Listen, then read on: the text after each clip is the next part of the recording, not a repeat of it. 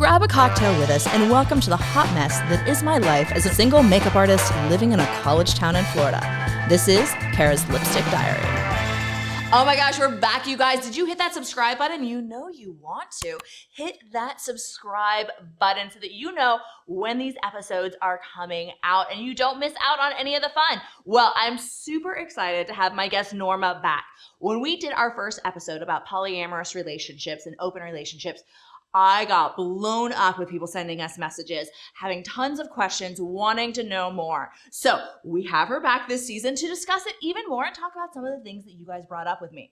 Are you guys ready for our cocktail? We don't have penis wine this time, you guys, but we do have a fantastic cocktail. So we're going to start out by putting chocolate all inside. You guys know I love chocolate. I mean, who doesn't love chocolate? Okay, let's see if I actually have skills to make this look pretty. I don't know if I do. This is not pretty. I don't know how bartenders make this shit look pretty because this just looks like a damn hot mess. But anyways, that's step one. Okay, step two, I am going to put 3/4 of an ounce of white chocolate liqueur stuff. This stuff is really, really thick. So I'm going to remember to put it in the little shaker thingy so I don't totally screw this whole thing up. Okay. We swear that is 3/4. That's totally 3/4. I didn't mess up at all. Okay, then we're going to put 1.5 ounces of the vanilla vodka. So that, I'm just going to really try not to make a mess. I have to flip this thing over to fully do that, and that's going to make a mess. Oh God, we're dripping everywhere. I swear, should never be an actual bartender because it would be a disaster. I would make such a mess if this was my actual job. Okay, there's that. And then we're going to put 1/2 ounce of this stuff that I don't know the name of, but Cam says is really good and I need to put in there. And he's a bartender and he tells me what to do with this stuff. I don't know what this is. Well, we're going to put 1/2 ounce of that in there. And then, oh, that's not the shaker. That's the shaker. See, again, should not do this for a living. I have people contacting me asking me how to make cocktails now. I don't know. I really have no clue. I just make a mess. And then we're going to do 1/2 ounce of this country cream stuff. I don't know what it is either. We're going to put 1/2 ounce of that in there. And then we're going to put 1/2 ounce of 1/2 and 1/2. Which, by the way, when you write 1/2 ounce of 1/2 and 1/2, it just looks really weird on your sheet of paper. All right. So that's the steps. Then we're going to shake it all up. I'm not going to make a mess. I'm not going to drop this everywhere. It's not going to spill. Oh God, why does this make me so nervous every time? Okay. And then pour it in the glass, and this should be fabulous. All right, you guys, hit that subscribe button. You ready to talk to Norma to find out more about polyamorism? Hi, you guys. So season 2, our most talked about show was the one with my guest Norma where we discussed polyamorous relationships. And so I thought I'd have her back to come on and we're going to talk about some of the stuff that people were questioning me, sending me messages about, and commenting on, and all of this different stuff. Because when I have an episode and everyone's blowing up my inbox, we got to talk about it some more. We got to talk about this issue a little bit more. So Norma, thank you so much for coming back on the episode. It's my pleasure. I very much appreciate it. Absolutely. So you said you saw some of the comments on, and you were responding to some of them. Yes. We got lots of feedback of wait, but that's not what my polyamorous relationship is like. Mm-hmm. We know. We're aware. So I think one of the things that struck me about that comment was that the whole thing with a polyamorous relationship is that you're not fitting in the box, and there's not a box with polyamorism either. Correct. Right. So there's a lot of different options and ways that you can have that type of relationship. Absolutely. There's a whole, there's something called a smorgasbord that's actually a map of all of the different relationship styles that are possible. I feel like I need a poster of this. There is one. one. I need this. I need this in my life. I'll find it for you. Yeah, I think it's called, the relationship smorgasbord or something. Yeah. But I think that's one of the things, because it cracked me, because we got that feedback. I was having DMs. It was on the post. It was everywhere. Well, mine isn't like that. Hold up. I'm so confused. That's the whole thing. Not everyone's relationship. It doesn't even matter. Even in monogamous relationships, not everyone's relationship is exactly the same. Right. The whole point is finding a relationship that fits your needs, your relationship style, and that's all going to vary. And that's kind of the fabulousness of having a polyamorous relationship is finding what works for you. Right. So, relationships can be as individual as individuals are, right? Right. So, the principles, not just with polyamory, but relationship anarchy, or there are other terms for essentially ethical non-monogamy, is that you approach each relationship on an individual level. So this relationship, I might prioritize this person more because they're my favorite person, but it's not like a have to. Right. You don't have to do that. You don't have to get married. You can still, of course. Sure. Cool. But you make those choices along the way, according to your own needs and of course your partner's. Well, and that's the thing. Like, I know for me, I have certain boundaries. And in a relationship, there are certain things that I'm not comfortable with. I'm comfortable with if I find someone, don't know where this person is, but if I find someone and I decide that like a monogamous relationship is the way to go, cool, I'm down for that. I'm okay that neither of us are in any committed relationship. We can go, fuck whoever, hang out with each other still, like, cool, neither of us are committed. Or my third option is we're the committed partners, but there is openness to it where we have set our boundaries and all of that. The one thing I'm not comfortable being is a side chick. I don't want to be the side chick. I don't want to be the non-priority. I was a side chick for a very long time, and the person I was a side chick for convinced me that that was my full worth. So for me, that is not something I'm comfortable. I've gone through a lot of therapy. I know my guideline is when I hit side chick territory, I'm out. You're in a committed relationship with someone else, even if it is, polyamorous. I don't want to be in that because that puts me back in that mindset. So for me, that's a very strong boundary. Yeah, right. And it's, each person is going to have their own boundaries of what is okay for them, and then finding the relationship structure that works under those guises. Right. So what you're referring to is, in polyamory, there are some people, I guess it's the best word, but a lot of people use the term hierarchy to describe, like, maybe they have like a primary relationship. In ethical circles, we're trying to kind of deconstruct that and not have that be prevalent. Not that people don't still do it because it's natural to prioritize one relationship over other. The thing is that it's very difficult in reality when you're, in relationships to not let something called couples privilege affect that. Right? So if you're dating someone who's already in another committed relationship, like, as long as you go in with the expectation that you're not going to be sidelined, right? Like, you're not going to be just, if their other partner has something come up, you're not going to be just like cast aside if you have plans or whatever. Right. So I think it's a matter of the person that you're in a relationship with being ethical and not prioritizing the other relationship because it's their primary or whatever. But that's very difficult to do in reality. And feeling like you're the side chick is why a lot of people don't want to be polyamorous because they don't want to be a lower priority. And I've always been one of those people who I'm very open in conversation. Like, I'm very like, if I'm seeing a guy and we're not in a committed relationship and we're seeing other people, like, I don't mind talking about it, all of that. But for me, like I say, I had a situation where I was made the side chick for a very extended period of time. The guy actually asked me to marry him twice and then went home to his girlfriend. Where it made me, it literally convinced me that was my worth. I was not worth more than that in any relationship. So like I say, for me, that's my boundary. Like, you want someone to make you the priority. Right. Sure. Or like neither of us are each other. Like, there's no priorities. Like, those are my two things. That is my rule. And so that, with a polyamorous relationship, again, it comes down to a very like open conversation and dialogue to make sure you understand each other's boundaries and what is your comfort zone. And it doesn't sort of, there's so many different ways that a polyamorous relationship can come about. You add in the dynamic of couples who are bisexual, and then, and then finding partners that fit in the whole dynamic, and I had people contact me saying, well, it's really unfair because, I'm in a polyamorous relationship. I'm bisexual. My male counterpart, is not, but he's found someone and they say that they're bisexual, but they don't want to be with me. Like, that's not fair.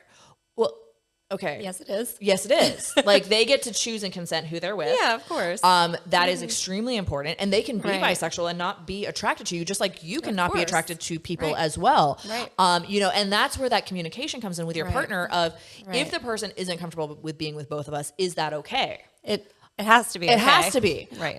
You know, otherwise you're not behaving ethically. Correct. Right. Or if for you have a problem with that, then you and your partner need to discuss like, okay, we can only be with people that are okay with being with both of us. But the chances of that, to be honest, are so slim because you're probably very different people. Mm-hmm.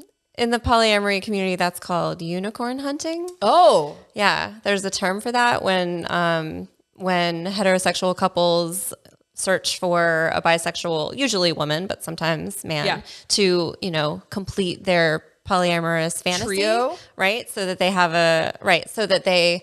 this other person who is basically a side chick, by the way, where it ends up being that the couple prioritizes their relationship and then they treat this other person as, you know, their side piece, an accessory to their relationship. And it's really, really damaging to the person who does that. Not that triads don't exist and can't work.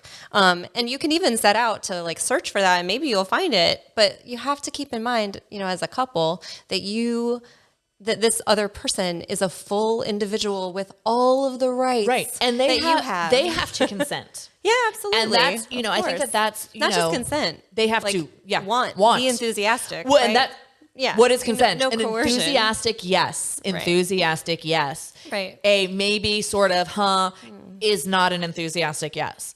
Right. So, you know, and I think it's very hard, you know, we don't like getting rejected. We don't like feeling like, well, this person likes my partner, but they don't like me.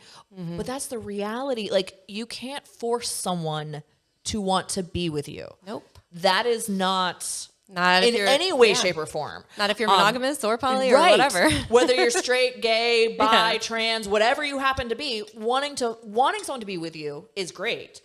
The reality is they have to want that in return, and you can't force it. No. But I was fascinated because, like I say, I was getting all these messages, and a lot of them were multiple people messaging me with very similar things. It was cracking me up because I was like, literally my DMs are blowing up, and like, I'm not an expert in this. Like, I'm the girl who doesn't have really relationships. So like, I really am not the expert in this, y'all. So I felt next question. Exactly. So it was very important to me to have you back on and discuss this, because I realized my audience really wanted to talk about it. What are, you know, since we filmed that episode, what are some things that you look back and you're like, oh shit, we should have discussed? Oh, you know, I'm not sure. There was something, but now it was a little while ago, so I didn't make a list. She didn't know that I was asking her to come back. Oops, sorry, didn't warn you. Welcome to my show. This is what I do. I should have watched it. I should have watched it again before we filmed, but no. Totally fine. Yeah. But no, it was one of those things where I loved the response of people, like really getting engaged with this, because I think this is, you know, one of those topics that was not discussed 10 years ago.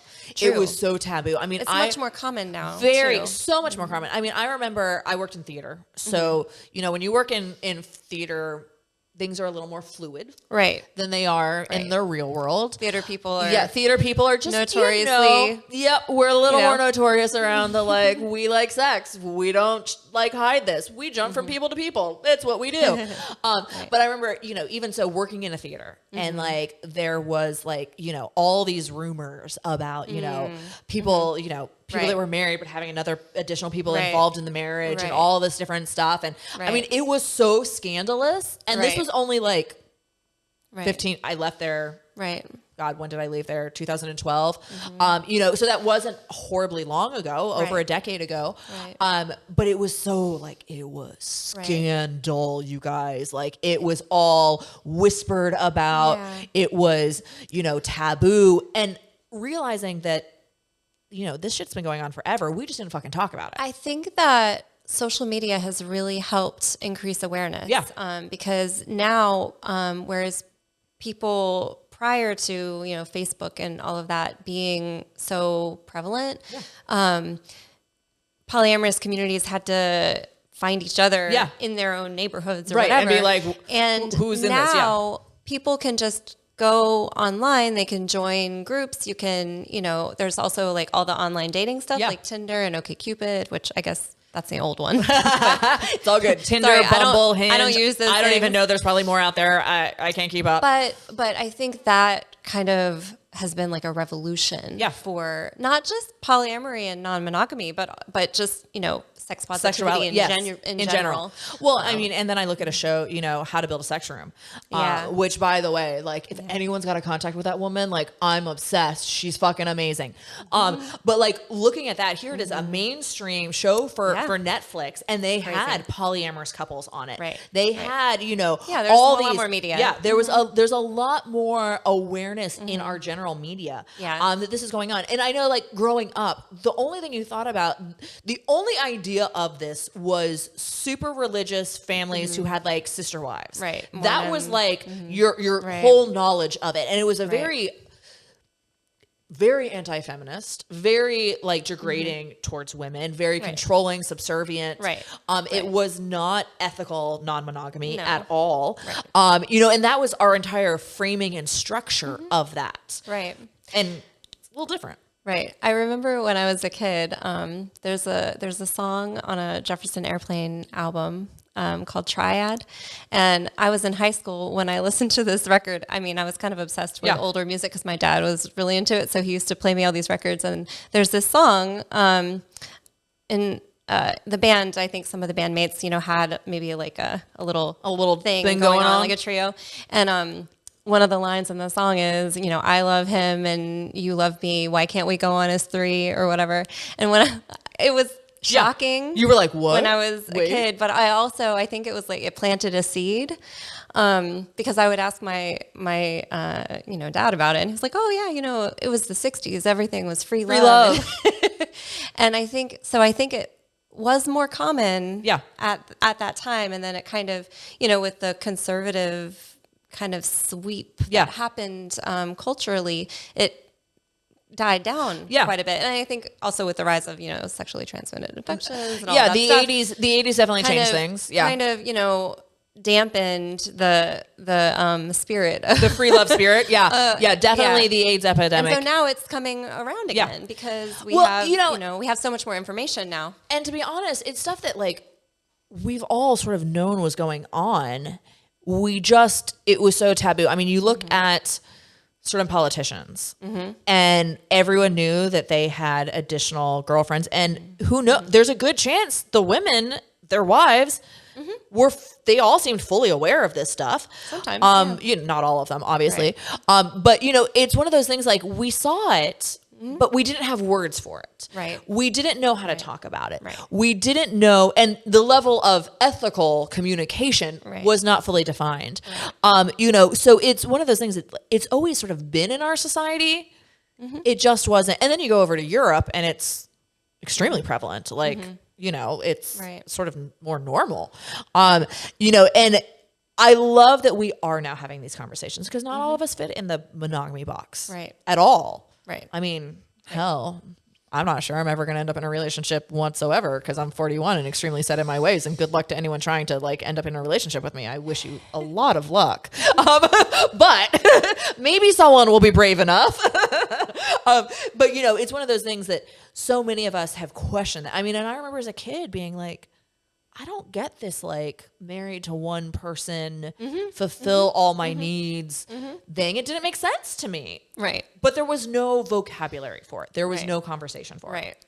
What happened, you guys? Why did the episode stop midway through? Well, we're releasing every episode now in 2 parts, which means it's super important for you to hit that subscribe button so you know when the second half of the episode comes out. So we'll see you in a week. Back with Norma for the final part of the conversation about polyamorous relationships for our second episode with her. So make sure you hit that subscribe button and we'll see you in a week.